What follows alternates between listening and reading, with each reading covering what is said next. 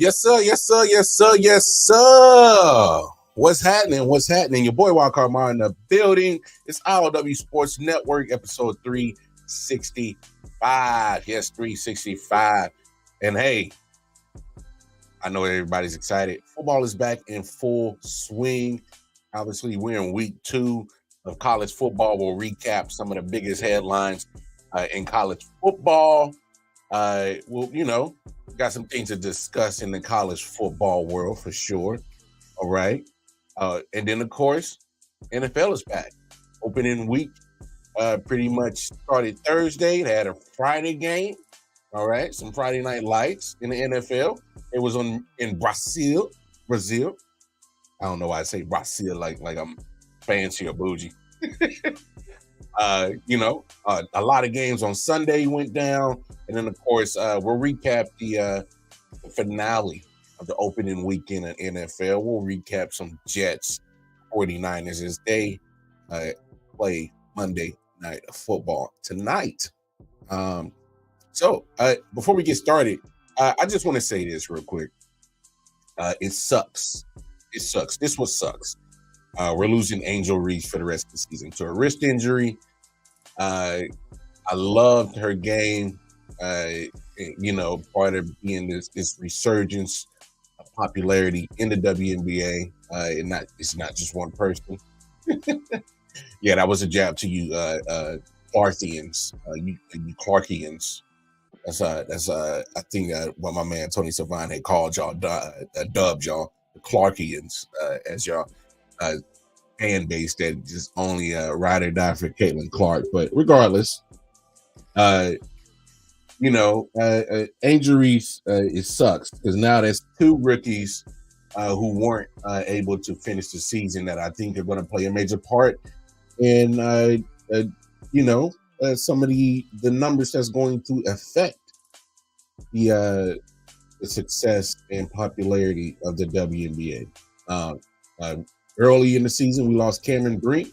That was a huge loss to the WNBA. I thought she was going to bring a certain amount of popularity and fanfare to the LA market for sure, because she plays for the market.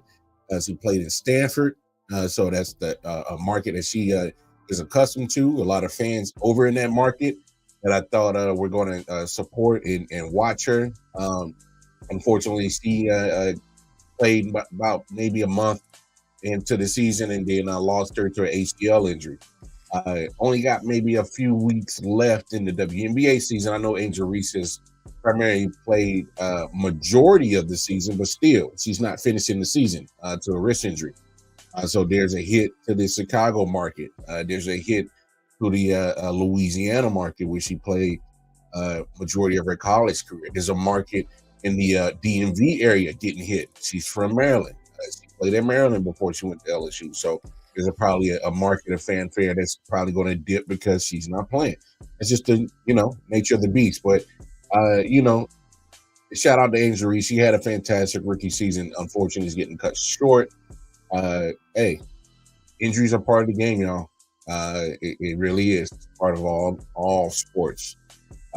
So shout out to Angel Reese for at least giving us some great moments in WNBA before she unfortunately had to sit down for the rest of the season. So, hey, it happens, man. It happens. Jamal Murray signs an extension with the Denver Nuggets. He's staying in Denver for the foreseeable future, and that's good for the Nuggets. It's good for him. He gets paid. No, hey, it never sucks. Get paid, right? Especially that kind of money that these NBA basketball players are receiving nowadays. They are getting money a wazoo. They are getting paid. Big money, generational wealth. They are not hurting for any pennies. That is for sure. But I will say this, you know, I thought that's the best market for Jamal Murray. I'm not hating on Jamal Murray, so don't take this, Jamal Murray fans, don't take this as a slight. Denver Nuggets fans do not take this as a slight. For some reason, Jamal Murray plays fantastic basketball next to Nikola Jokic. I'm just calling it what it is. And what my eyes tell me and what my eyes see when I see Jamal Murray play. He plays a lot better next to Nikola Jokic. Just saying. Just saying. I'm calling it like it is. I'm calling it like I see it. There's no hate involved. It's just that there are some moments in basketball where Jamal Murray is excellent at, and it happens to be next to Nikola Jokic. Take it as you want. I'm just calling it. All right. So it made total sense for Jamal Murray to stay in Denver. I just think that you take away that fact you're not playing next to Nikola Jokic, hey, shit might look a little different. It might look a little different. It might look a little different when you are playing next to some other guys who are not named Nikola Jokic. So, hey, win-win for Jamal Murray and the Denver Nuggets. So let's get to it. As I, hit those couple of quick little other sports topics before we get knee deep into football, because y'all know once we get talking about football, man, it's a done deal, right? We ain't gonna be talking about too much more. So NFL, NCAA football recap week 2, man. Of course, the biggest news that happened in week 2 of NCAA football, the biggest upset in Northern Illinois history, NIU, the Wolfpack. So there are still schools who are the small schools, all right? It's supposed to be the warm-ups that are still getting paid big money to play these bigger schools. Did y'all know that Notre Dame had paid Northern Illinois $1.3 million to be their opponent this past weekend? Did you know that? And man, what that $1.3 million is going to, it boosts the Northern Illinois economy for that college campus. I'm not sure where that $1.3 million is actually going to go. That's not my business. That's not me for to investigate right now. Whatever they decide to do with that $1.3 million, regardless, they were handed a check. They said, Notre Dame said, here, come be our punching bag for week 2. But the only problem is that Northern Illinois, they took the money, they deposited, and they said, yeah, we ain't going to be a punching bag. They said, we are not going to be your punching bag.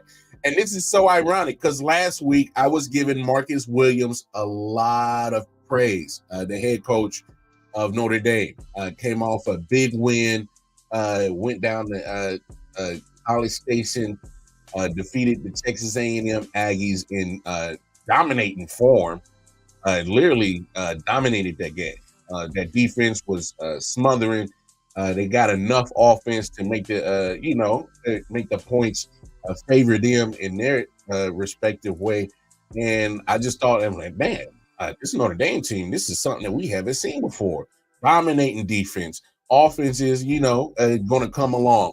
But I thought that Notre Dame was going to be on the up and up. And a week later, they turn around and boy, they shit the bed.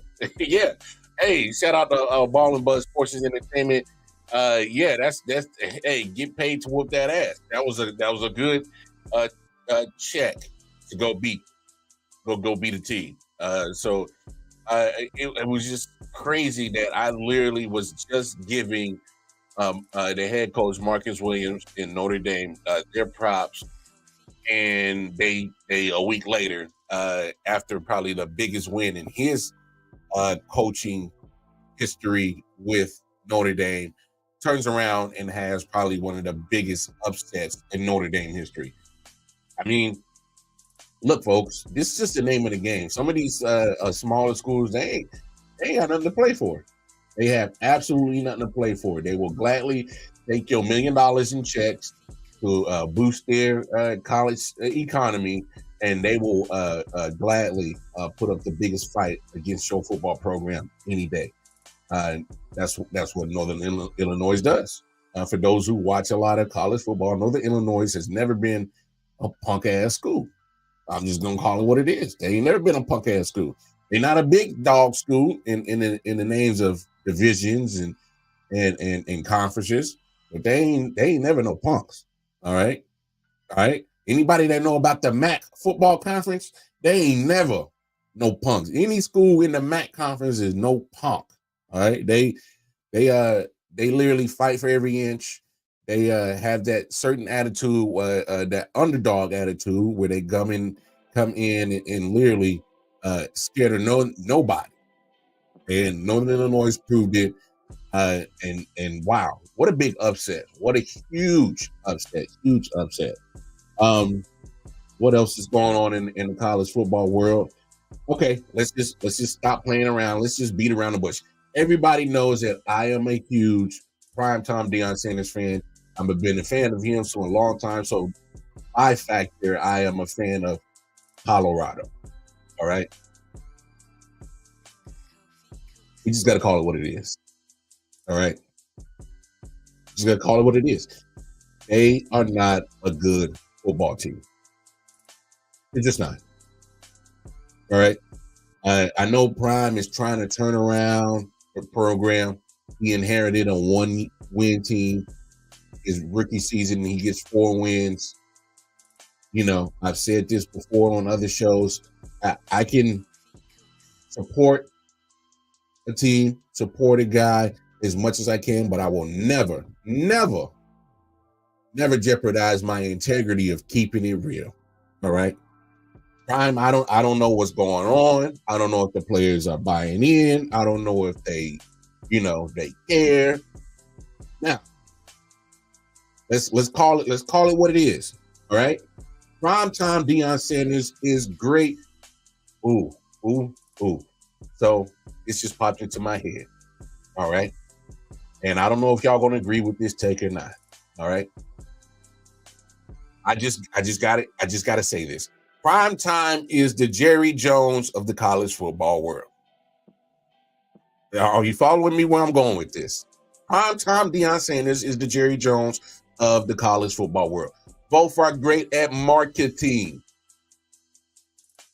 Jerry Jones is great at marketing the Dallas Cowboys, has turned him into a $1 billion revenue machine year in and year out. Clearly, they rake in $1 billion just being the Dallas Cowboys year in and year out, regardless of whether they win or lose. The win or lose factor does not matter, because regardless, the $1 billion is going to be funneled into the Dallas Cowboys no matter what. Look at Primetime's. Look at his part of this take that I'm getting at. He came in strong. I'm bringing in Louis. I'm bringing in Louis. You can't hack it. Get in the portal. He came in hot. All right. He was bringing all the celebrities was at Colorado. From whether it was TV personalities like Shannon Sharp and Stephen A. Smith, the Boosie Badass. You got Bubba Dubs, who's the content creator on the sideline. You got the Baby, the rapper. You got people. He had Wu-Tang Clan Wu-Tang Clan ain't. He had Wu-Tang Clan in Colorado last year. This year he got Big X the Plug down in Texas. So he's marketing his team to be a juggernaut. He's bringing in the quote unquote best talent, the NIL. He has no problem with functioning with inside the NIL and the transfer portal rules. He uses the transfer portal ad nauseum. There's no issue with marketing Colorado. I mean, wasn't nobody thinking about Colorado for the last 20 years.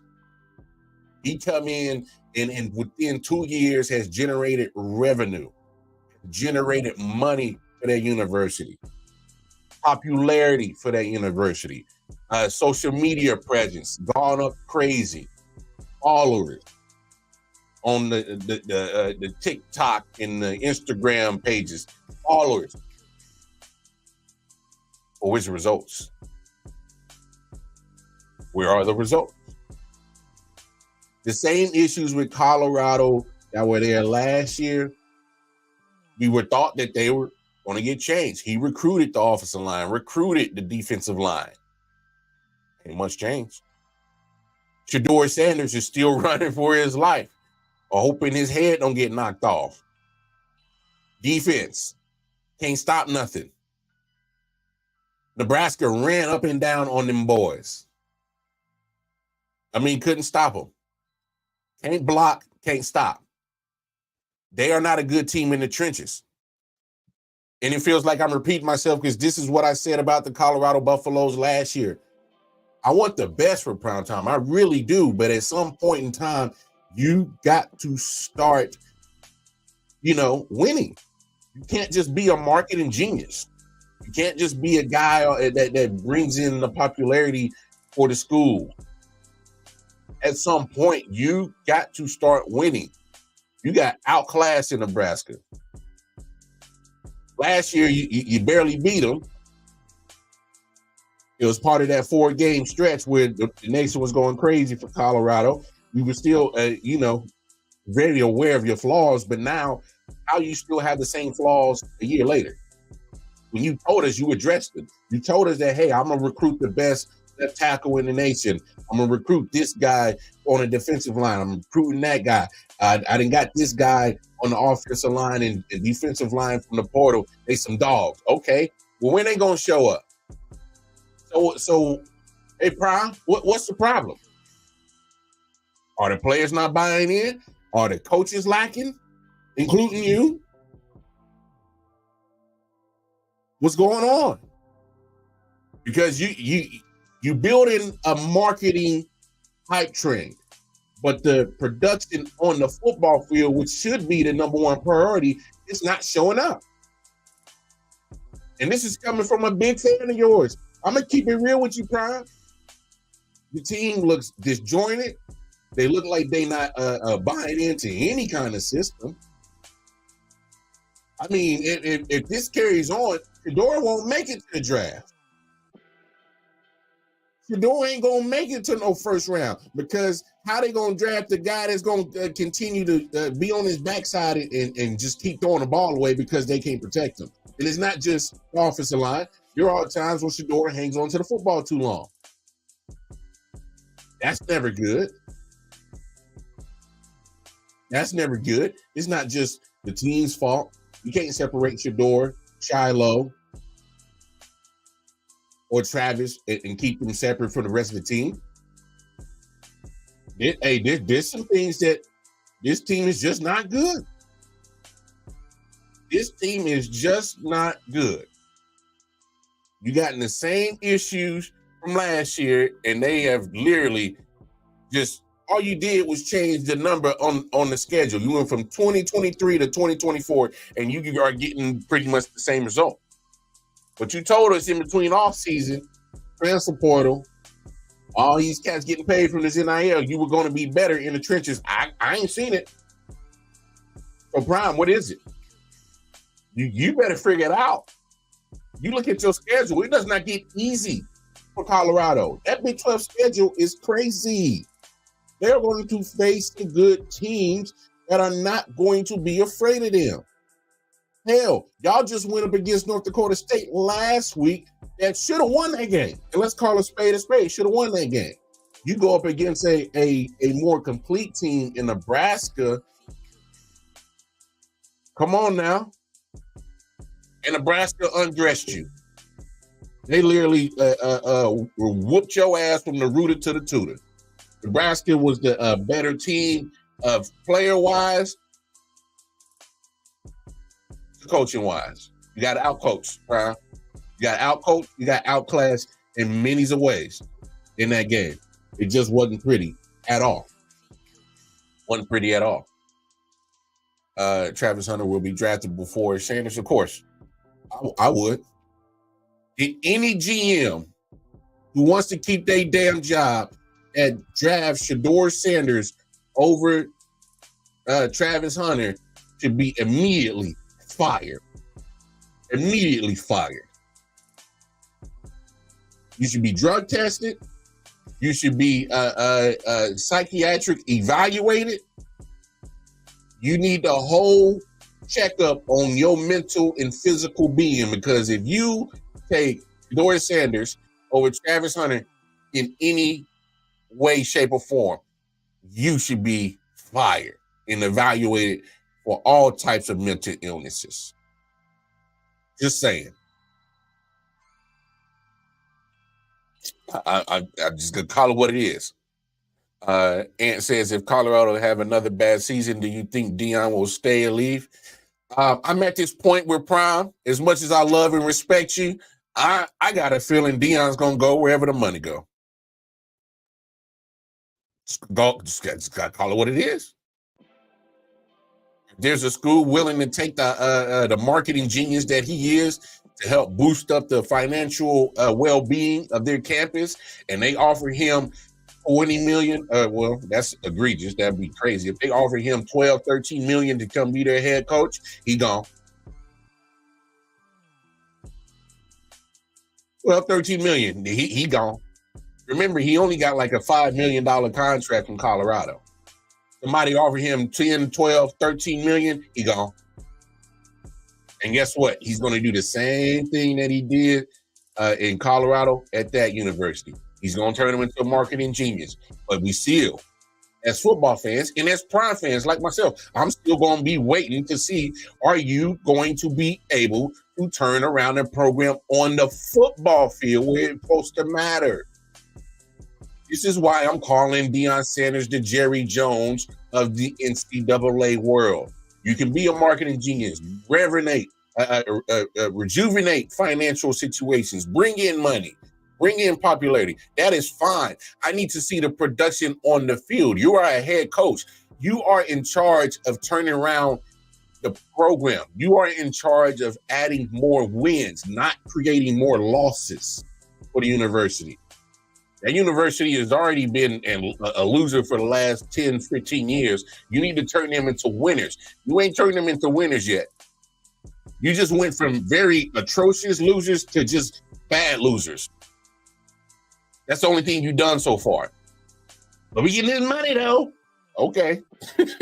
You still ain't crap on the football field. We just got to call it what it is. So, I mean, I just can't. It just can't. So you Ron got to do better at the X's and O's part. You better either bring in the right assistant coaches, because so here's the thing, Prime, if he's not good at X's and O's, that's fine. Reason why I say that's fine is because as a head coach, you bring in a good offensive coordinator, you bring in a good defensive coordinator who are good at the X's and O's, and make sure that they are getting taught to the kids of the X's and O's from somebody.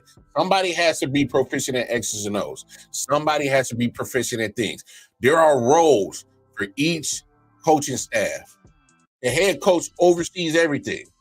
He doesn't have to be proficient at everything, but he damn sure better have somebody in the camp who is proficient at these jobs to get these guys to succeed on the football field. You can't continue to be the marketing and the money guy bringing in the popularity, and you ain't damn shit on the football field. You can't continue to do that.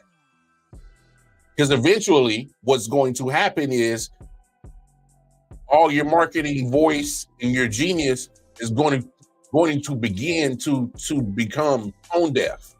Eventually it's going to be tone deaf because people are going to be like, yo, bro, you keep talking about all this good stuff. Yeah, but you ain't winning. Eventually it'll eventually he'll get tuned out. So I mean, I'm just calling it what it is. I'm just gonna call it what it is. That's just the nature of what Colorado and Prime is right now. They are the Jerry Jones of the NFL, the NCAA world right now. They're bringing in popularity in Colorado. That is fine. Changing financial statuses for young men. Cats getting NIL money that they probably would have never got. Cats are getting, certain attention that they probably never would have got. That's cool, fine, whatever. But as the sports fan in me, you got to start winning, bro. And it don't look like it's happening no time soon. Y'all go take a look at Colorado's schedule. Tough. No, I'm gonna pull it up right now because I'm telling you, I went over it about a week ago, and I'm trying to tell y'all this little situation is not going to get any easier for Prime. It's not. It's not going to get any easier for him. It's not going to let up no time soon. It's going to get tougher. There's going to be some teams who are going to add to the loss column for them. They're going to whip the butt of Colorado. They are absolutely going to kick their derriere from the rooter to the tutor. I'm trying to tell you, it's going to get worse. So if you think it's bad now at 1-1, get ready. It's going to get worse. All right. Next up. This is who they got this weekend, Colorado State. Y'all remember them? Y'all remember how close Colorado State played them last year? Should have won that game. Let's call it what it is. Should have won, right? This time it ain't in Boulder. It's in Fort Collins. It's in Colorado State House. If you don't think that that Coach Jay Norvell is gonna get them boys hyped up for this one, you crazy. Oh, he had this one circled. Because he's like, oh, we let you off the hook last year. Should have got you. All right. After that, you got Baylor. It's a winnable game for Colorado, but it's still a losable game for Colorado. Let's call a spade a spade. UCF after that. Winnable game for Colorado, still a losable game for Colorado. All right. Then you got Kansas State coming in. They are ranked 14th as of this moment. They might be ranked higher by the time that game happens in 3 weeks. Might not be. Either way, that is a good football team. I'm already calling that a loss for Colorado. And that's at home for Colorado. It don't even matter if it was in Colorado or Manhattan, Kansas. I'm rolling with Kansas State. All right. After that, they got Arizona, who is at as of this moment, they're ranked 20th. That game's in Arizona. That's a loss. All right. It's a loss. You got Cincinnati after that. Tough. Texas Tech after that. Tough. Utah as of this moment is ranked 12th. That's a tough ass game. Utah might roll them boys something heavy, something crazy. All right. After that, they got Kansas here in Kansas City. That's going to be a tough game. All right. Kansas, they just had their first loss to Illinois, but they was ranked before that in the top 25. Still a good team. Oh, and then you finish the season with Oklahoma State, who as of this moment is ranked 13th in the country. That's a loss. All right, so I'm looking at another possible 4 to 5 losses for Colorado. It's not going to get easier for them on the football field. It's not going to get easier for them boys on the football field. Matter of fact, it's looking more glim. It's looking very dark. Looking very bad. Just call it what it is, y'all. It ain't looking too hot. Not at all. All right, let's talk some other college football. Texas. Woo! Them hook 'em horns. Boy, they look good. They went down in Ann Arbor, Michigan, and you talking about a undressing, a beat down. Michigan look a whole lot of different this year, don't they? Defense can't stop a nosebleed. Offense can't get the ball moving. Y'all sure they won the national championship last year? I know Harbaugh gone, but damn. Boy, they look so different. Oh, they can't run the ball. They can't stop nothing on defense. Texas did what they wanted. They walked into Ann Arbor, Michigan. They said, Wolverines, man, yeah, your house is our house now. Your house is our house. They kick their feet up in they lazy boy and put their muddy shoes all on the table. The coffee table got mud dripping on the coffee table. Michigan's old lady walked by. Texas said, man, smacked her on the ass. Said, hey, heifer, go get me a drink. Go get me a beer. Make me a sandwich. I'm talking about they did whatever the hell they wanted in Ann Arbor, Michigan. Just mistreated all the Michigan Wolverines. Oh, man, hurt their feelings. Y'all know that stadium holds about 100,000 people. They hold about 100,000 people. About 90% of it was from Michigan. They cleared that stadium out with the quickness. Said, get on. Get out. Our house. They undressed Michigan. Michigan in trouble. Michigan in trouble. Now, with the way that Michigan just got undressed, the way that they just got undressed, I'm looking at you, Ryan Day, in Ohio State. I'm looking at you. You could be having the top 5 recruiting class. You be having the top recruiting class every year in and year out. And you've been losing to Michigan. Ain't been winning the Big Ten. Can't win no college football playoff games. Hey, man. My man Double JJ said it once before. This is y'all year. This is the year. Y'all better get right. Because the way that Michigan just got undressed and the way that they look, there should be no excuse on why Ohio State should not win the Big Ten. You are the better team athletically. You got the better recruits. Recruiting class is better. It's all in your favor. I'm telling you right now, if you do not, if you do not beat Michigan this year, I am going to tell you right now, all those Ohio State Buckeyes fans is going to be raising all kind of hell to get you, Ryan. They're gonna get you up out of there. I'm trying to tell you. Because you done lost 3 years in a row to Michigan, and that's one thing they don't tolerate. I'm telling you right now, Ohio State fans they wouldn't care if you lost every game. But you better not lose to Michigan.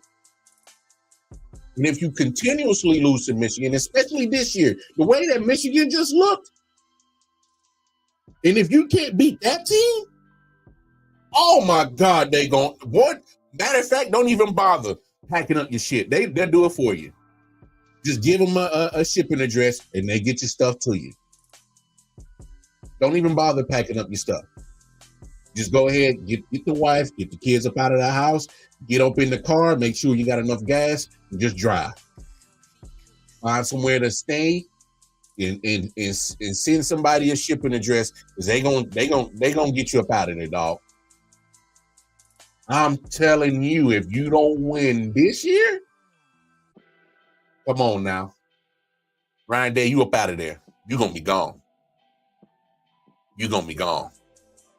Oh, yeah. Oh, hey, you right, Anthony. Texas said, our house, put the flag. Bam, right down. Right there. Said, this our career.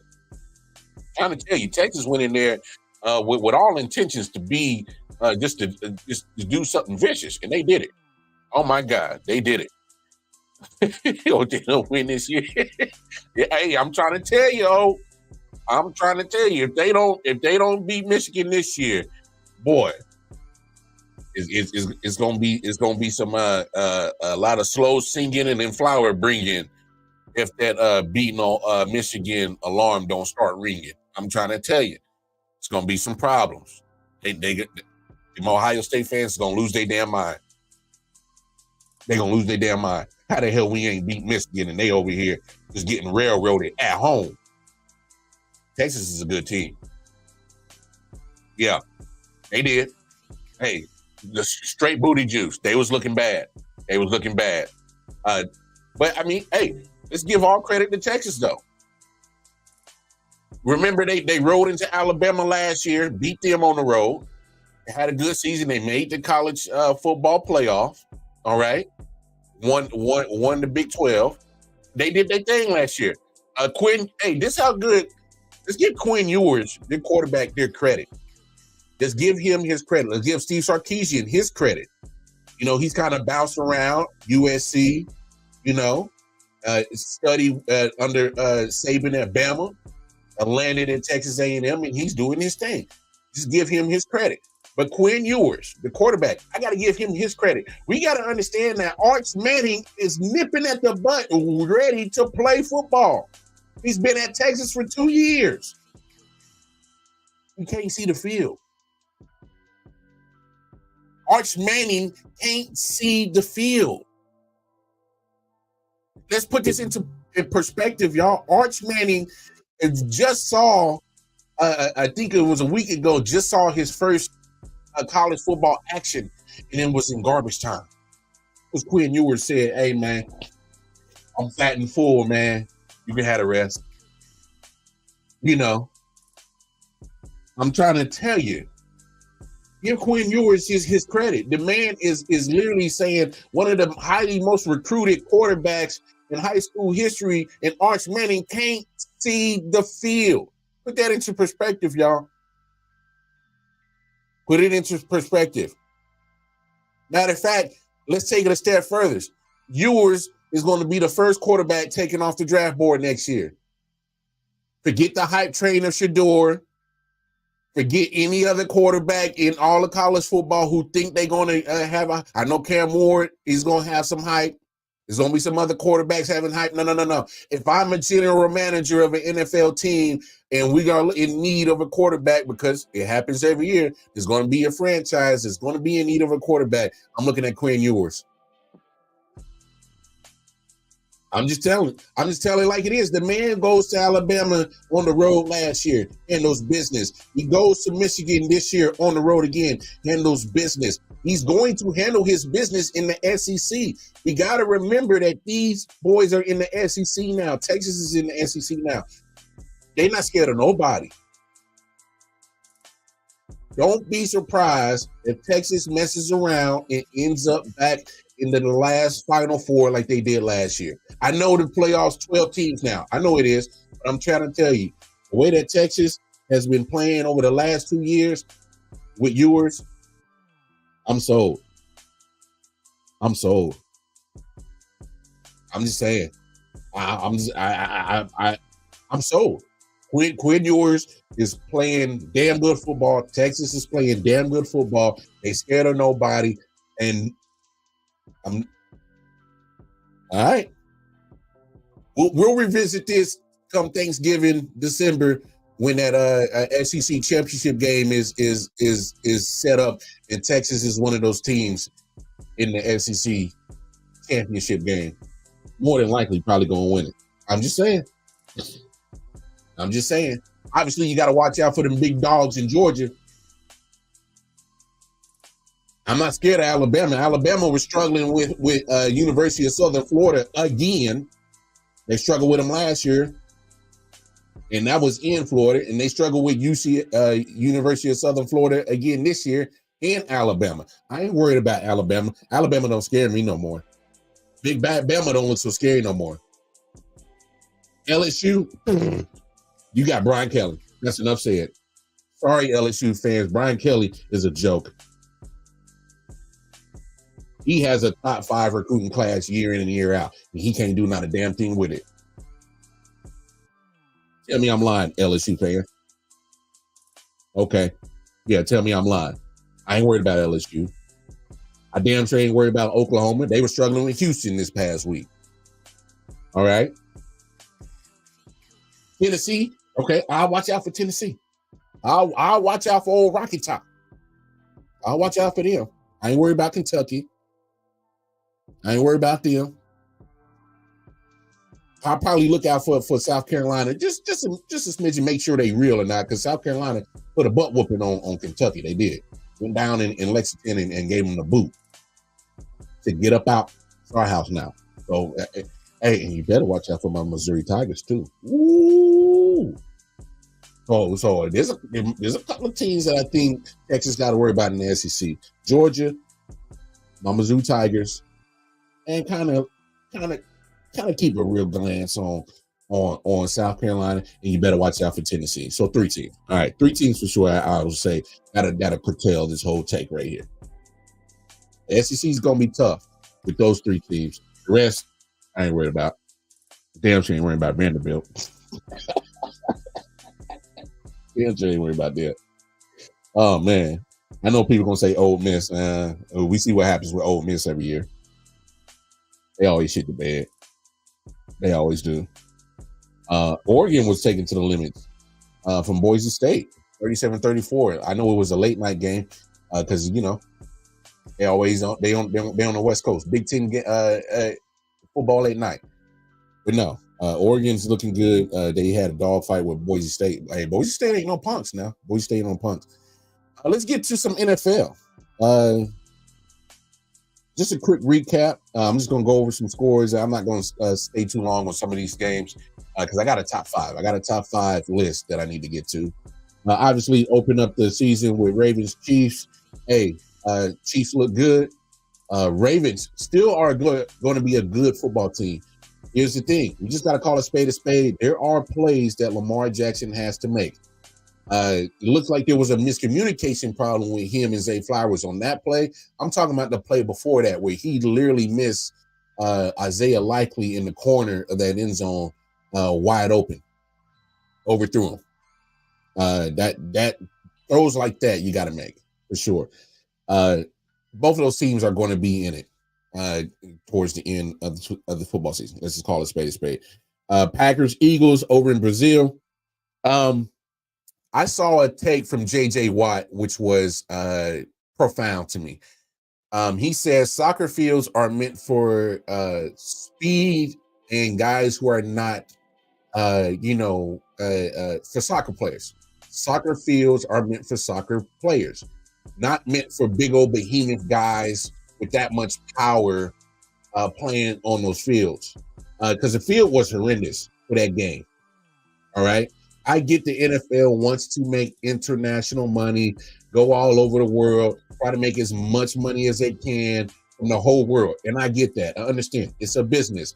But you can't continue to put your players' health and safety at risk playing on those crappy-ass fields. Those fields are not meant for big behemoths with all that strength and torque to be playing on those fields.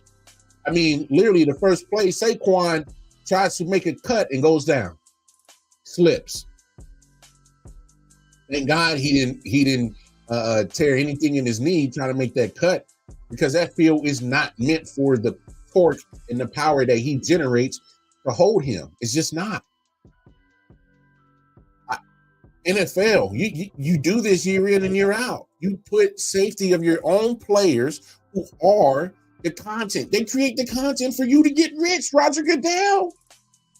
They make the content for you, damn owners, to make money off the NFL. They are what people come to see. They do not come here to see Jerry Jones. They do not come here to see the general manager. They don't come here to see the coaches. We come to see the players play football. And if you continue to take that much lack in care of their health, eventually it's going to bite you in the butt.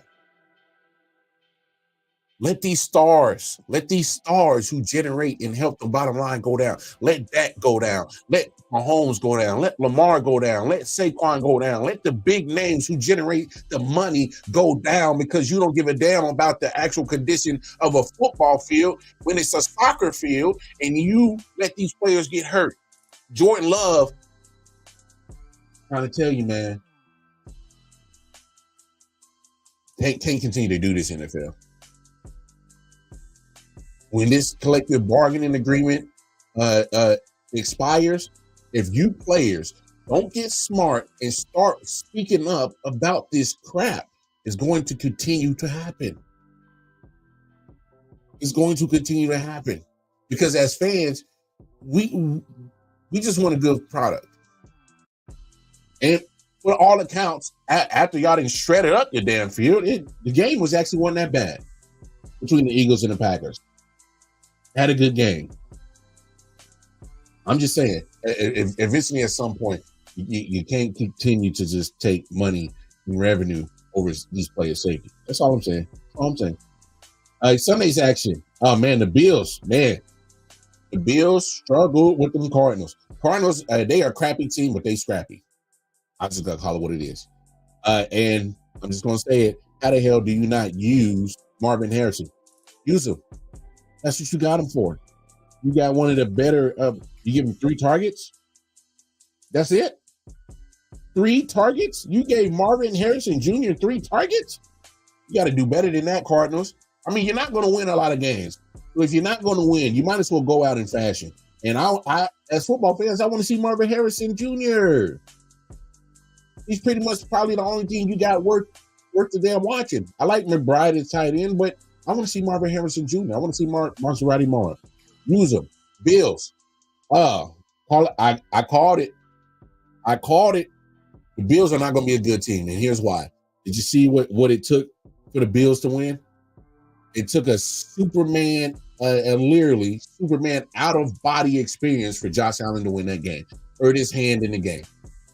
We don't know the status. He says he's fine. Okay, you can play it off as much as you want, but it took a literally Herculean Superman effort from Josh Allen to win. They are not going to be a good team.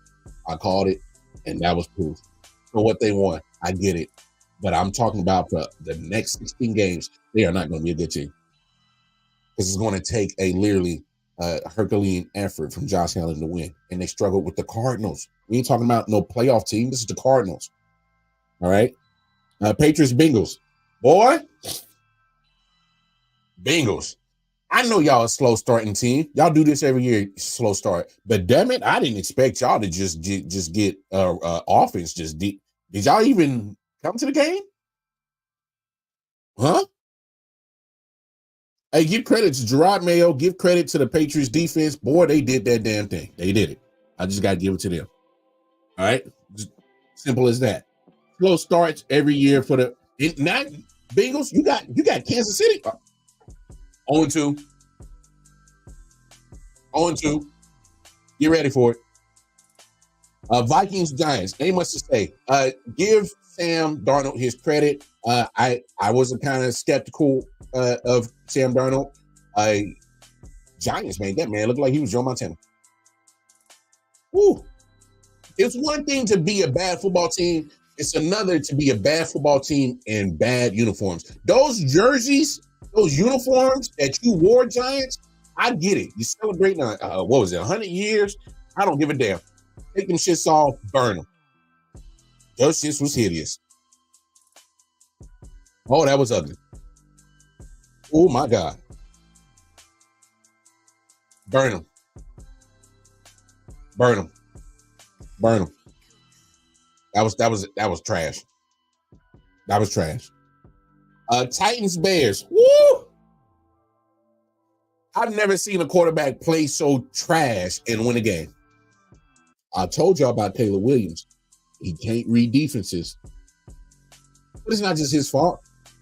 Bears, they didn't address that offensive line. They can't protect shit. But Will Levis, you can't give up football games like that doing dumb stuff. You can't do it. Can't do it. You can't do it. You gave up that game. You owe your rest of the team an apology. Your ass should have been in the locker room after that game and apologizing to all other 52 players in that locker room, coaches, staff, and the janitor. You should apologize to everybody because you gave up that game with some bad decisions and those bad turnovers late in the game. You did that. Apologize immediately. Saints, Panthers. Bryce Young, you better call somebody. You better call Tyrone. You better call somebody. Get the hell up out of Carolina. That is a bad franchise. And it showed. Y'all got your ass whooped. 47-10. Oh, my goodness. Saints said, boy, we better make an example out of y'all. Dog walk. Hey, Panthers might go 0-17. Yeah, I said it. They might go 0-17. Yep. They gonna go 0-17. I got a good feeling. They trash. Oh my goodness. Woo, they bad. Steelers Falcons. Man. For the Steelers to have such a quarterback controversy. Hey, they got more quarterback play than what the Falcons did. The Falcons are. Hey man, I need the number to Kirk Cousins' agent. He knows how to get some money. But Kirk Cousins, you mess around and you look like Kirk Cousins. Yeah, that's just bad. Jaguars, Dolphins, man. Your boy Tyreek was looking like Akon before the game. They was trying to lock that boy up. He comes out, has a good game, 80-yard touchdown, wins the game. Jaguars, disappointing again. Let the game slip right out of their hands. Texans coach, hey, watch out for them Texans. They're gonna be in it. Texans are gonna be in it. Hey, Texans gonna be there. Texans are gonna be there at the end of the season with the Chiefs. They're gonna be there. Raiders, Chargers. Omar, what happened to your Raiders, man? You let Jim Harbaugh get his re-debut win again? And the most thing y'all can do is get ejected and fight like some hooligans? Come on, man. What are we doing? Come on. What are we doing? Broncos, Seahawks. Bo Nix, all you Broncos fans, I'm talking to you, Hot Take Jake. Talking about how Bo leave. Yeah, Bo was looking like some boo-boo. I know, he's a rookie, but he was looking like boo-boo. Got to tighten that up. Got to tighten it up. Cowboys and the Browns. Man. Can we just go ahead and say this right now?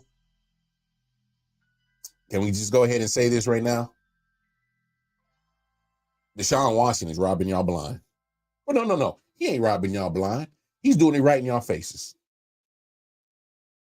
He's doing it right in y'all faces. He's robbing y'all. Because what y'all paying in that guaranteed money is not what y'all getting in performance back. Deshaun Watson is robbing y'all. I mean, it's bad. It's bad. Okay, here's where I was wrong at, y'all. Baker Mayfield played some damn good football yesterday. Damn near flawless. I was wrong about Baker Mayfield. I thought he was a joke. And he's doing his thing. Commanders, yep, y'all still suck. Y'all still trash. And Sunday Night Football, what a game we got. Went into overtime. Great game between the Lions and Rams. I was wrong about the Rams. I think they're going to be more competitive than I thought they were going to be, especially on the defensive side. Kind of slowed down for the most part, a high prolific offense in the Lions. Hey, that was a good game. Let's preview tonight's Jets and 49ers game. And to preview that, we got the big homie here. Big homie Nick Shine. Here we go, yo. What's up, man? I'm fucking ready, bro. I am What's ready. going on? How you been, man? Oh man, living life. You got your Jets taking on the 49ers. Now don't be mad at me. I did take the 49ers, but here's why I give the Jets credit. I think the Jets defense is going to keep you guys in the game. The only thing is the Jets defense doesn't score points. So I think that's the only edge that I gave 49ers.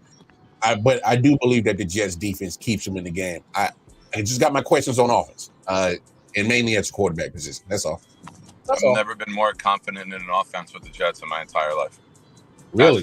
That's not bullshit. You add Tyron Smith, who statistically is the greatest pass blocking left tackle to ever walk the planet in terms of sack rate and win rate. When he's healthy? All right. Well, he's healthy tonight. What am I projecting an injury for tonight? Of course not. No. I'm not projecting an injury. It's just that everybody, like, it's always if someone's healthy. If they're not healthy, they're not doing anything. But he's the greatest pass blocking left tackle in the history of football with his win rate and his sack percentage. We upgraded right tackle too with Morgan Moses. We brought in John Simpson. Vera Tucker's healthy. Baltimore always leads the league in rushing. We took 40% of their offensive line, and it showed on Thursday. It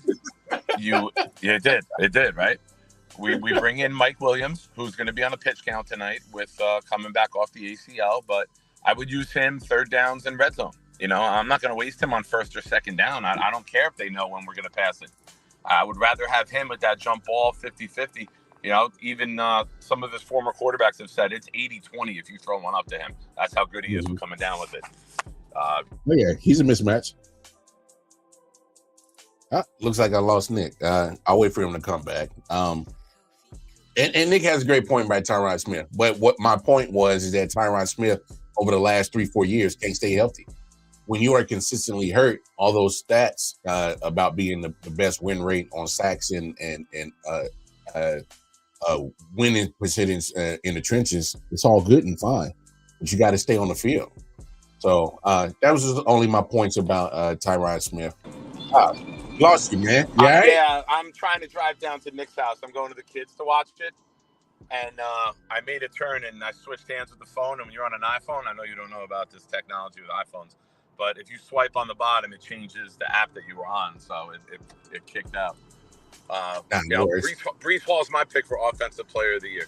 You're looking at a guy who was second in the league last year with overall yardage, with the worst offensive line in football and the worst quarterback play in football. So I think you're going to see an elite all-around player from day one. I've been to 2 of the Jets practices. This offense is going to go through Garrett Wilson, Breece Hall, and they'll sprinkle in other players. So it's going to be a heavy dose. It's going to be what Rodgers had with the Packers. It's going to be Aaron Jones and Devontae. And occasionally they'll hit a tight end or one of the other receivers. They'll have small roles, but Rodgers always feeds his dogs, and his dogs are going to be Wilson and Hall. Defense. That's fair. I don't care about Hassan Reddick. I don't. Will he be a nice addition if he shows up? Yeah, of course. But we don't need him to be elite. We got the best trio in the secondary. We got 2 guys who made All-Pro, Quincy Williams last year and C.J. Mosley, probably the smartest linebacker in football, in the middle. We got Quinnen Williams and company up front. And keep an eye on tonight for my sleeper star of the game, Javon Kinlaw. Everyone has been raving about Kinlaw. He's healthy, and he is moving people at a massive rate. Wait, hold on. Is that former Javon Kinlaw of the 49ers is taking on his former team tonight? Yes, sir. Here's my matchup that I'm looking out for. Who's ever lined up against Trent Williams. Now, normally, I would say lining up against Trent Williams is bad for your health. You never win that one. But we're talking about a Trent Williams who just signed this Wednesday and missed all of training camp. He won't be in game shape, and they're expecting him to play all 60 minutes. I think that's a bad idea. I think that's not good for Trent and how great he is. I give him all the respect in the world. But he literally missed all of training camp. I'm pretty sure he probably was doing workouts at the house and all. That's fine. But that's different from being actually getting your body for football game ready. I think that's totally different. About mid-third quarter, when we start throwing Jermaine and Will McDonald and even maybe these undrafted guys, you're going to see why it sucks to be fat. He's going to tire out. I can relate. I'm not arrogant. I've never seen a roster this good as a Jet fan. I've seen 3 AFC championship teams, but I'm telling you, I've never seen a roster this complete. You want to talk about, all right, our tight ends are weak. All right, Conklin isn't bad. Ruckert's an elite blocker. Rodgers always makes his tight ends better than they are. Go look at 2020, his MVP year. I forget the tight end. He's a no-name.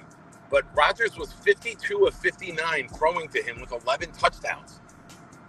But that's unheard of, completion-wise. We get anything like 50 catches with double-digit touchdowns from Conklin at tight end, dude, we're going to be unbeatable. I want to see the team that can line up and beat this team when healthy. I really do. And I'm not shit talking. Like, I really, really love the roster that we've put together. I do. I find it hard to beat us. I do. We have speed. We have power. We have pass blockers. We have an elite quarterback. I'm looking forward to what this year brings, man. Every day when I pray that if there's any year that this team stayed healthy, let it be this year. And also, God, thank you for peanut butter. Those are my prayers every fucking day, dude. I hear you. As a football fan, we just got to see it get put together. We just got to see it all come together and see if the production finally meets the expectations. That's the only thing that comes with the Jets is can we see it? Because consecutive 7-10 seasons. I hate to say it, I put Robert Saleh on my hot seat list. Because he is. Yeah. But I also flip it the other way, man. I think it's a miracle that he's won 14 games total the last 2 years with no offensive line and the worst quarterback play in football. Hey, to win 7 games a year, that should be a 2-win football team with the quarterback play that we had. That should be like Carolina Panthers quality of football. But whoa. So no, don't go that far. Don't go that far. Carolina Panthers are abysmal. They are abysmal. I'm drinking a little Colombian Quick Check coffee. Maybe I'm getting a little hyper, man. Maybe I gotta calm down a little bit. Yeah, slow it down, bro. I got out of work. Bro. I went right to Quick Check. I need a coffee. Yeah, slow it down, bro. Like Carolina. I've seen some high school teams this year play better than what Carolina's doing. So don't go that far. But I mean, to win 14 games in the league without the most important position is really impressive. How many teams don't win 7 games and they have their quarterback situation figured out? So, I want to see, and let's be real. I have 13-4. I have this as one of the 4. It's going to be. I'm not writing it off like they're not a good team. Please don't think I'm saying that. But I'm gonna be real with you. I think they can do it. I don't think it's an upset if the Jets go in there and win tonight. I think the team is that good. But I do have this as one of the 4. And if we do lose, it's fucking week 1. If the Miami Dolphins have shown anything, it's that week 1 doesn't mean a fucking thing because they crash every year. If week 1 means anything, it's that the Buffalo Bills win week 1 a lot and they don't do anything with it in the playoffs. So I don't think the Bills are a good team this year. I don't either. I think Arizona was bad and they made them look really good yesterday. I literally just didn't even use Harrison. I literally just said that before you came on. I said y'all got Arizona looking like they're a crappy team, but y'all got them looking real good yesterday. Yeah. Because here's my thing. It literally took a Herculean Superman effort for Josh Allen to win that game. And that's what they do, though, right? That's what they do. No, he can't do that for 16 more games. Whenever they don't have their offense going, they send everyone deep. They let him run, and then when you start to come back up, he's not a great passer. He's not. I know Sean Boyan will go nuts saying he is in the numbers, but when he's not throwing the ball well, they send everyone deep. They let him run. The linebackers creep up, and now they open up the holes, which allow the passing lanes to open up. That's what they do as an offense. And when they're not clicking, you saw it yesterday. It was the Josh running show opened up. He literally had to be Superman and Hercules yesterday to win that game. I don't think they're a good team. If that's the effort it needs to win against a crappy team, then I feel bad for when you're going to go up against these good teams. They might beat the crap out of you. I'm just being real. Their defense is old and slow. Their offense, nothing scares me on the outside when it comes to the wide receivers. I like Keon Coleman, the rookie, but he's a bigger body. He's not fast. And they got a whole bunch of what's that? I call them travel agents, guys that's been traveling throughout the whole NFL as the rest of their wide receiver core. I mean, there's nothing. I like Cook, their running back, but he's not going to get the touches because it's got to be the Josh Allen show. I mean, I don't think they're going to be a good team. I think they missed the playoffs. Oh yeah, I don't do. have him making. I don't have him making. And I think Miami misses the playoffs as well because from Thanksgiving on, they're at Green Bay on Thanksgiving night. FYI, it goes their cold. schedule. No, their schedule back half is brutal. Yeah, you look at Thanksgiving night on. It's at Green Bay. It's Jets twice, home and away. It's San Francisco at home. It's at Houston. It's at Cleveland. The Cleveland, the Jet game, and the Green Bay game are all going to be below 45, and we know what Tua can't do when it's that. So they're going to have another late season collapse where they go 1-5 down the end. Yeah, I won't be surprised. It's going to be tough for them. So hey, there's your window, Jets man. There's your window, Jets fans. So, but man, anything else you want to talk about NFL wise? It's kind of that kind of jumped out to you from week one, man. Ask that again. You broke up. I just went through like a little dead spot. Ask that again, please. Anything that stood out to you, jumped out at you from week one? Just that I'm coaching Pop Warner again, and you could tell Jake that I'll coach the Broncos to more wins in 8 games than Sean Payton will in 17. We're 2-0 already, so you can clip that and send that to him. Bo don't know football. That's another thing you can tell him. Every year, it's a new quarterback that they got to believe in, but maybe just the organization can't find a quarterback. Or maybe it's the coach. The Giants, the Panthers, and the Raiders should be looking at Quinn Ewers and Cam Ward tape already. I've said it for years. You know this. I could not give Bryce Young the keys to my organization. I could not make him the face of my football team. I could not give it to a 5'11 and a half guy. And I think they would be wise to cut ties at the end of the year with him. And you're going to have the number 1, number 2 pick. Cam Ward, to me, plays football like it's in slow motion to him. He's the Miami quarterback. He's so smooth. He's so poised out there. You can't teach that calm. That's just something you have. That's not something you develop. So, the Giants, they'll need a quarterback. The Daniel Jones experiment will be over. Devontae Adams, hey, man. Maybe we see you in a few weeks, bro. maybe we come rescue you. You know what I mean? Maybe we find a 3-team deal and get someone to take Reddick. You get the draft picks. We get Devontae.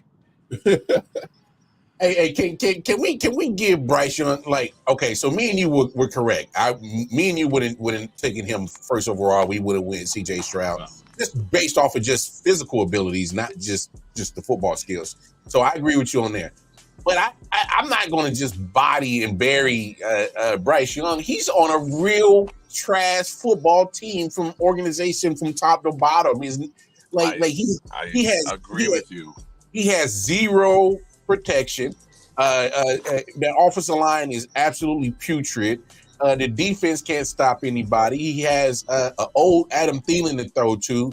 A slow draft pick that they got a wide receiver from South Carolina to throw to. They're just not a good football team. So, I know a lot of people aren't high on Bryce Young, and respectively so. But, hey, man, situations matter where you go to. He literally 100%. got drafted to the wasteland of the NFL, and it's harming his career. It just is. It's fair. Those are all fair takes that you drop. But I just don't see it. I never did. You're in Alabama. You're playing with all number 1 draft picks on your offense. You got Jameson Williams and others, a wide receiver out there for you. Of course. Your life was easy. I haven't seen anything that this man does on a football field where I can say, yeah, that's somebody you build around. That's a guy who gets it. Well, you won't see it in Carolina. You won't see it in Carolina. No. You won't see it in Carolina. If I'm Carolina, all right, if you decide to stay with them, what do? You sell off the first pick next year? Sure. Well, you can get big time money for that. If you decide to stay with them, the Giants or the Raiders, someone's going to pay big money to go up to number 1. But they're bad, man. They might be Lions, Browns not winning a game bad. Hey. They're that bad, bro. They are bad. Hey, bad. Nick, And now Brown, their best player on the D line, just got injured. He's out. He might be out for the year with Deontay Brown, right? Bro, I literally just said that 30 minutes ago. Yes, I said the Panthers are 0-17 written all over them. They do. They do. Look in their division. They're not going to beat the Falcons. Maybe they get lucky with a Falcon game, you know? And, you know, I mean, yeah, they catch Kurt being Kurt. Yeah, that's it. Yeah, and they just, you know, Kurt's going to get blitzed like crazy. You know, he never had mobility. Never. But they were able to protect him like you saw yesterday. And let's be real. Pittsburgh can always get to the quarterback. Pittsburgh, that's their strength, right? Their strength is we're going to get after the quarterback. Yeah. We don't even need our offense to show up. We'll punt on first down, and we're going to score on defense at some point. We'll punt on first down. They're better off with their defense out there. Their defense gets more yardage than they do. No. Hey, fair.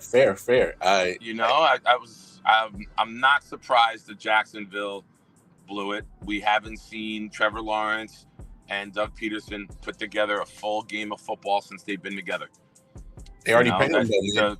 The play of the week, the momentum-changing play of the week was that Holland punch-out on ETN at the 1 yard line. Because that would have been, 24-3? Yeah. It literally changed the whole momentum of that game. It flipped the because literally the next play was the 80-yard bomb. Yeah. Yeah. So you look at, you know, it just goes to show how quick momentum can change in the NFL on one play. That was the biggest play of week one, in my opinion, because that changed the whole game. I was exhausted after my game. I went home and I crashed for about 2 hours before my show last night. I had to sleep. The Cowboy Brown game put me to bed very quickly. You didn't miss much. No. You didn't miss much. Deshaun Watson, it's crazy what we saw a couple years ago when they were up 24-0 against the Chiefs in a playoff game, and we thought this man was the next great quarterback in the NFL, and he looks lost every time he drops back with the ball. Like, there's not even like flashes of greatness. It looks like he looks bad, like Zach Wilson-ish. Like, he looks scared back there playing the position. He looks bad. He looks like he's playing against 11 feds. He looked nervous as hell. Well, speaking of feds, and ESPN just dropped this at 4:56 Central, so 5:56 your time, Eastern Standard Time. I know the time adjustment, bro. Go ahead. It's a new civil lawsuit accuses Deshaun Watson of sexual assault and battery in October 2020 when he was in Texas. So that's a new lawsuit, civil suit that's just been dropped. So it gets worse for him. He has to deal with this crap, and he's playing like crap. I don't know what comes of this new accusation. But when he had 28 of them, 29 of them against him a couple of years ago, this doesn't look good. We'll just call it a spade a spade. Oh, man. And for an organization who did such a really good job of building the rest of their roster, making this move to get him was a mind-boggling, head-scratching move. Like, you know, we talked about it at length, you know, the three of us. We didn't get it. Why would you go after him knowing he was going to sit out, knowing that he was suspended? It didn't make any sense that the Browns, who were on the up, decided to, you know, move on from Baker and go with him. And Baker's been so much better than him. I was about to say that. It now is compounded with the fact that Baker's been playing better football. Very good. I mean, literally, Baker has been over the last couple of years has managed to keep the turnovers down and put the touchdowns up. I mean, we just got to call it what it is. I'm rooting for the guy because I thought, much like the Jets with Darnold, I thought both teams moved on before they finished building the product around them. Mm-hmm. That's fair. That's a fair take. You know, sometimes you got the right guy, but it's just the wrong environment. And, you know, you want to play a funny game? Go look at the 2020 New York Jets offensive roster, and like none of those guys are rosterable in the NFL, and they were starting in the league. There was a 39-year-old Frank Gore. You know, there was Robbie Anderson was like our number one, Denzel Mims, like guys who aren't even in the league right now and are young were starting on that team. Mm-hmm. So, I'm rooting for Sam. I thought Sam yesterday. I was very happy for him. Even though you're not playing the Jets, you came back home where you were drafted to in the stadium you played in. I was happy for him. And I think that I hope he plays so well that he either gets a huge contract to be the quarterback there, or he gets it to go somewhere else. I'm rooting for him. He sang "Happy Birthday" to Sophia years ago during his rookie year. So, like, my family, me and the kids, will always root for Sam Darnold for giving her at 8 years old that incredible birthday moment. Hey, so which one was worse? Which one was worse, the Giants uniform or the performance? Which one was worse? Ooh, that's like saying, do you want to shit your pants in your car, or do you want to shit your pants in church? Both are shitting your pants. Both are a horrible situation to be in, right? You don't want either to happen, but both are dookie explosions in your pants. I'll say the performance is worse because at least you can change the uniform next week, right? Yeah, you can't change that play. And that's another team though. Like, I talked about this yesterday with one of my buddies. I don't think Brian Daboll deserves to get fired, but fans will call for his job. Yeah. But aside from Malik Neighbors and Thomas at left tackle, how many starters do they have? Singletary is a third down change of pace back. He's not a starting running back in the NFL. Your tight end retired. Wan'Dale Robinson's like a 4, and now he's thrusted into being a 2 because you don't have other weapons. Like, I like Neighbors, but you're like the Jets in 2020. You don't have much offensive talent. You got 2 players, and that's not enough to win in the NFL. I'm going to double Neighbors, and I'm going to bracket over the middle and make you just swing it out to the side. I think 80% of his passes were like swing passes into the outside, and now you just tackle in the open field, and that's a wrap. Yep. Yeah, Giants are bad. Bad. That defensive line, though, I know the secondary is bad, but that defensive line with Dex, Thibodeau, and Burns, that'll win them a game or two that nobody expects them to win. They'll shock somebody. If that defense has the right matchups, that defensive line has some good matchups that they can exploit and be aggressive like they can be and get to the quarterbacks. That maybe if they play the Falcons and Kirk Cousins, they could fucking feast him into some mistakes. True.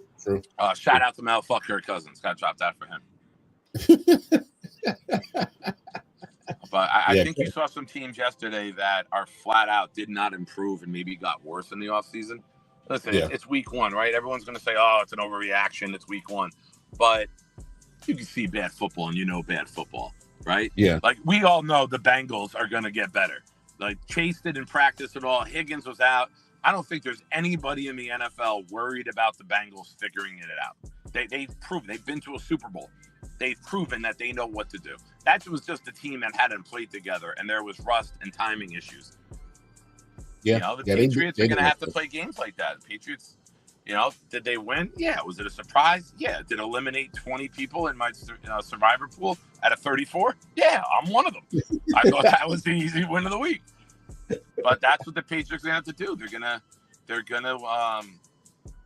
They're gonna play field position. They're going to play defense, and they're going to try to force you into mistakes.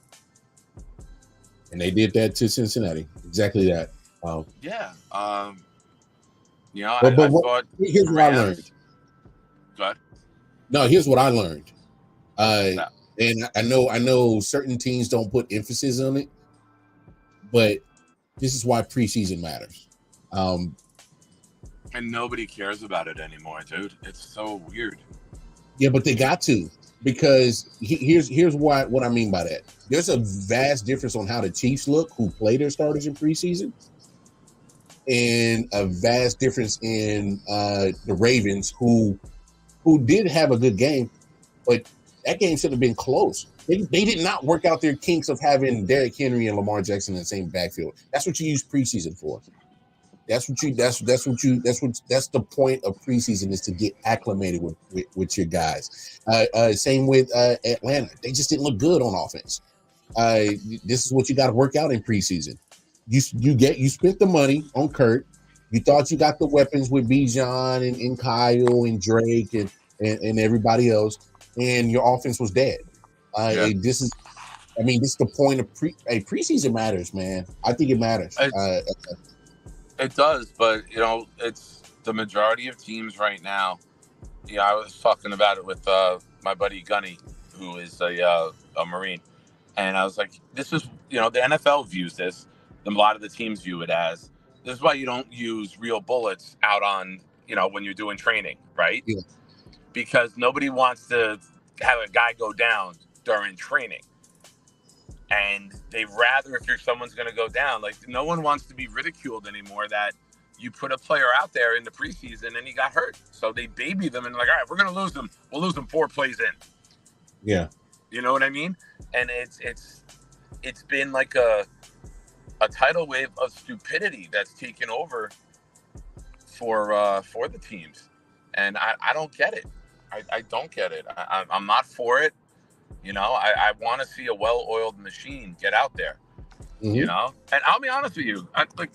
You know me pretty well with my takes. Like, I don't ever root for an injury. I want to see everybody at their best. I want to beat the 49. I'm happy I.O.W. and Trent Williams came back.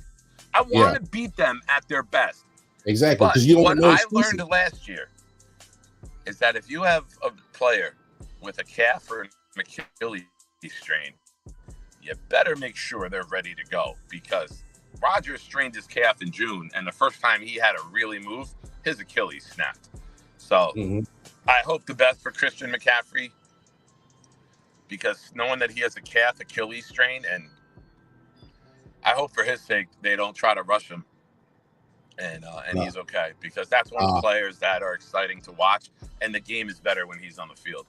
But knowing what I know about calf and Achilles strains, don't rush the man back, man, if he's not a full go, because that tendon will pop if it ain't right. And not only that, when he tries to make those cuts, that puts strain on that, and that sucks, because you don't want to be without him, and I damn sure don't want him lost on my fantasy team. Shit. Yeah, I mean, the only one I have him in is like a long-term keeper. You can keep 12 people, and I'm loaded. I got him, A-Chain, ETN, Justin Jefferson. I got Hurts at quarterback. I'm loaded in this keeper league. But I'm thinking about moving him. Yeah, I don't blame you. He's already coming in tonight, questionable. But, yeah, man, always a pleasure to talk to you. I'm about to get up out of here. I'm going to drop my top 5 winners and losers quick. So give me your thoughts tonight. Let me ask you real quick before I'm 2 minutes from the kid's house anyway. So thank you for keeping me company on the car ride. No, you're fine. Give me your thoughts on the game tonight. Give me your take. How do you see the game coming out tonight? Let me hear from an outsider.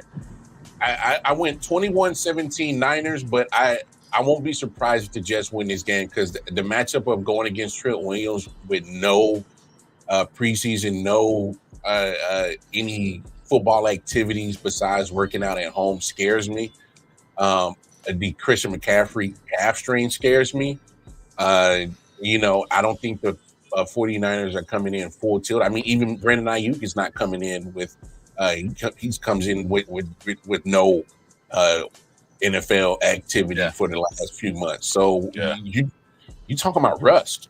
This is a rusty team. They're not going to be damn near full go till probably midway through the third quarter, and by that time, it depends on how the Jets offense is looking. It might be too late for the 49ers to get in this game. I did win 49ers, but trust me, I did put a caveat on it. I think this is a game that is definitely winnable for the Jets. The Jets can win this game. The Jets can, but here's the thing: I don't want the narrative to seem like it was an upset. I just think that the Jets were probably just a better team. I don't think it'd be an upset. I don't think it's an upset. I will tell you what I'm worried about. My biggest concern is, as great as our corners are at covering, let's be real, Sauce is an Olay tackler. He don't want to get down and dirty and make a tackle. He wants to cover.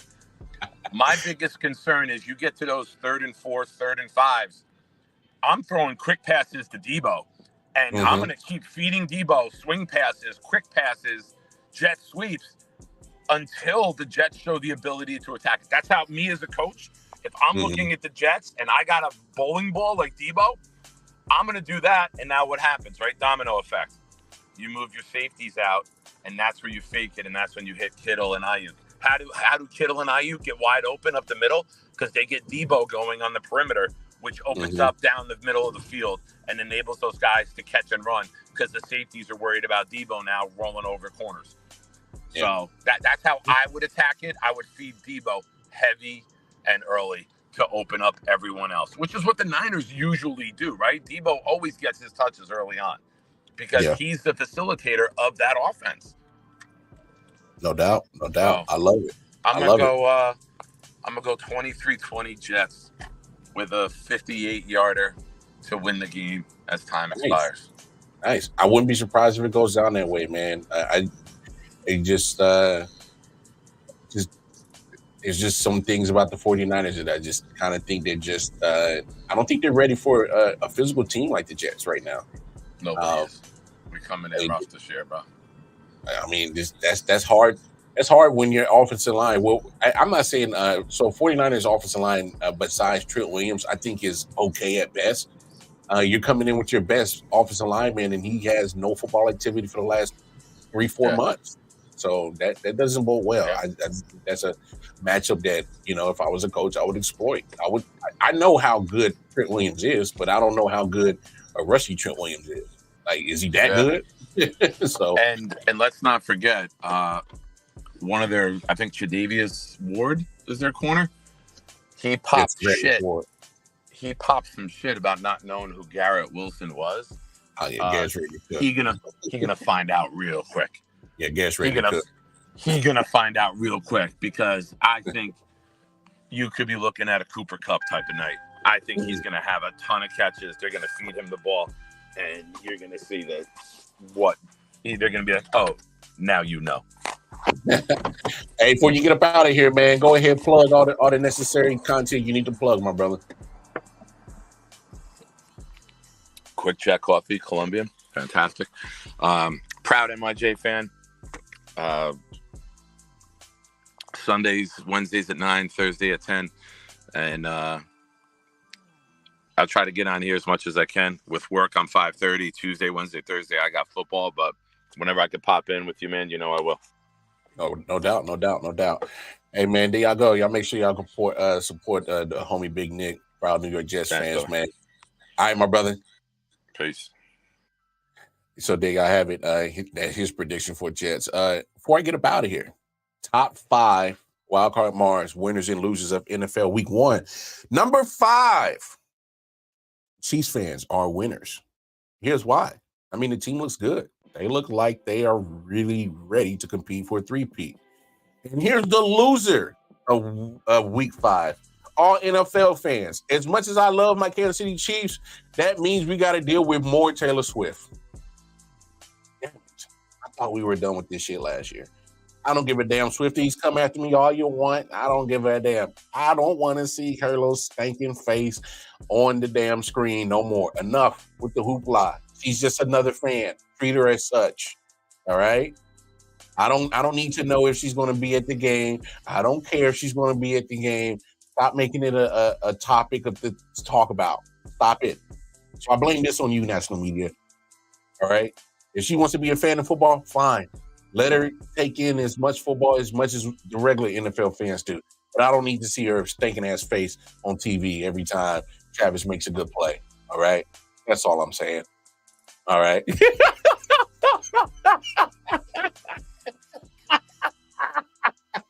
Hey, man, help us out, dog. Help us out.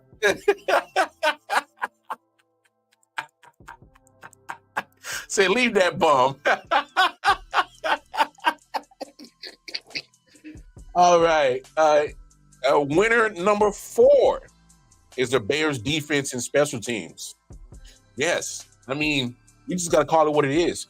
If the Bears defense and special teams do not do what they do in that game yesterday, they lose that game.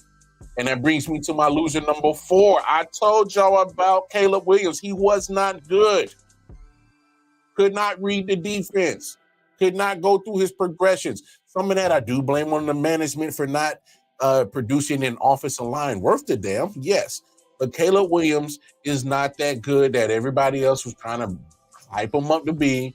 I told y'all going into this season, he does not read defenses well, and I was proven correct in just week 1. It's going to be a long season. Will Caleb Williams have some good moments? Yes, because he does have some intangibles. It does make him a great football player.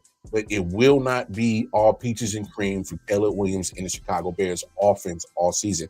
They were non-existent in that game. They owe a lot to that special teams and that defense. Won them the game yesterday as Will Levis decides to just throw the game away. So, told y'all so. Winners. Number 3, Dak Prescott. Not only did he get paid handsomely before the game, he literally just took my take of Shedeur Sanders being the next Dallas Cowboys and burning it right in my face and laughed at me, which is fine. I'm not right on all my takes. It is what it is. But he got paid. And not only did he get paid, he got one of the richest contracts, the richest contract in NFL history. And he goes out and beats a good. Yes, that is a good Browns defense. Okay. The numbers may not be crazy, but he did more than enough to show that he could do his thing. I get it. Numbers were not pretty. So give some credit to the Cleveland Browns defense for slowing him in the Cowboys offense down. But nothing beats than getting paid a big old contract and a W right after that. You can't beat that. Can't beat that. Number 3 loser is you Cowboys fans. Yes, I said it. Yes, that just got paid, but guess what? You still can look at that performance against a good defense. What do you think is going to happen when he goes up against good defenses in the NFC Championship game, divisional game, wild card game? You're going to be looking at yet another 19 of 32, 179 yard, and maybe 1 TD, very pedestrian type of performance. It's possible. So yes, he is a winner by getting paid, but you are the loser, Cowboys fans, because this is what you get to look forward to. A $60 million a year a man who's going to do nothing for you when it matters in the playoff time in particular. So you get to invest all your hard-earned money yet again, give it to Jerry just to say we might not even make it past the divisional round again. So you are the losers, Cowboys fans. Winner number 2 is the Pittsburgh Steelers because they did not need much from their offense, and they didn't get much from their offense in that game yesterday. I mean, whether it was Justin Fields or if it was Russell Wilson, I don't think it wouldn't have mattered. The offense did not produce much at all, but yet they still won because it's things that do matter for the Pittsburgh Steelers, which has always been about defense. And that defense, still, the TJ Watt, Hightower, Cam Hayward, Minka Fitzpatrick did what Pittsburgh Steelers defense did, and that's show up, show out, and shut the opposing team's offense down. The losers, week 2, they are, unfortunately, the Atlanta Falcons because Kirk Cousins did Kirk Cousins things. Went up against an elite defense yesterday in the Pittsburgh Steelers, and he looked like Kirk Cousins. Exactly the guy who has been finessing the NFL, mainly the Vikings, and now has found another fool in the Atlanta Falcons and paying him a lot of money. Now, I get it. Wow, Kamar, you picked the Atlanta Falcons to be your sleeper team. I did. But I did not pick the Atlanta Falcons to be my sleeper team because of Kirk Cousins. I picked the Atlanta Falcons to be my sleeper team for other various reasons, not named Kirk Cousins. The fact of the moves that they made on defense, picking up Judon and Simmons, who paid dividends for that Falcons defense. The Falcons defense was not the issue yesterday. They were game. They just don't score. That's the job of the offense. And Kirk Cousins laid an egg yesterday. And let this be a buyer beware warning for you Falcons fans. Let the Minnesota Vikings fans tell you, when the lights are the brightest, the stages are the biggest, Kirk is the smallest. And there was a small taste, small sliver example of that yesterday. Kirk Cousins laid an egg, a huge egg yesterday, was non-existent in that game. Bad turnovers, bad decision-making. He's not mobile. And he's coming off an injury at 36, 37 years old. So you can't expect Kirk Cousins to be the fantasy guy that's giving you 4,500 passing yards quite yet. Will he get better? I believe he will get better. He just didn't look good yesterday. Winner number 1, Saquon Barkley, the ultimate winner, because he got out of the New York Giants organization. You saw how putrid they looked, not only on the field, but in the uniforms. They looked hideous. But not only did he do that, he goes out in his debut in an Eagles uniform and balls out. Was a huge reason on why they won that game. Ran the ball like a madman. Caught a great 26-yard TD. Had to get 2 feet down. And that was a running back doing the toe drag swag. Saquon Barkley showed up and showed out in Brazil in his Eagles debut. And he did the damn thing. He was worth every penny that the Eagles have gave to him. And he proved that in just one game. The losers for week 1 is you Giants fans, not the Giants, the Giants fans in particular, because not only did you have to watch Saquon Barkley in an Eagles uniform, which is probably turning your stomachs inside out as we speak every time that you look at those highlights, but you saw him ball out. Knowing that you saw in the offseason of NFL Hard Knocks offseason that the Giants just refused to pay the man. They were cheapskates. They didn't feed you any story that Saquon didn't come back to them with an offer. No. The fact of the matter is the Giants should have never allowed Saquon Barkley to hit free agency, because it doesn't take a genius to understand that Daniel Jones without Saquon Barkley is just a highly paid $40 million a year backup who ain't worth the damn. We knew that. You don't need to be a genius to know that. I know that. Giants fans know that. Any other football fan that talks football knew that the Giants were not going to be worth their damn without Saquon, and Daniel Jones would be exactly what you have gotten yesterday. You better figure it out. Giants fans, I feel bad for you. I mourn for you. I empathize, sympathize for you, because at the end of the day, you have to watch your organization be cheap and not re-sign one of the better running backs in all of NFL. And you saw him shine in your rival's jersey. And just wait, it's going to get even worse when he goes against your team twice this year and probably has the same performance like he did against the Packers in Brazil and wears that defense out twice. He's going to put up big numbers against the Giants. Watch and believe that. And what makes it worse and compounding for you Giants fans is you have to be stuck with Daniel Jones at least for the foreseeable next 16 weeks. If I was you, I would find a way to convince my team to, hey, can we see what we got beyond Daniel Jones? Let's just call this a loss. Say the experiment didn't work. You can move on for him after this year. The first window of opportunity to get out of that contract with Daniel Jones, and you should take it.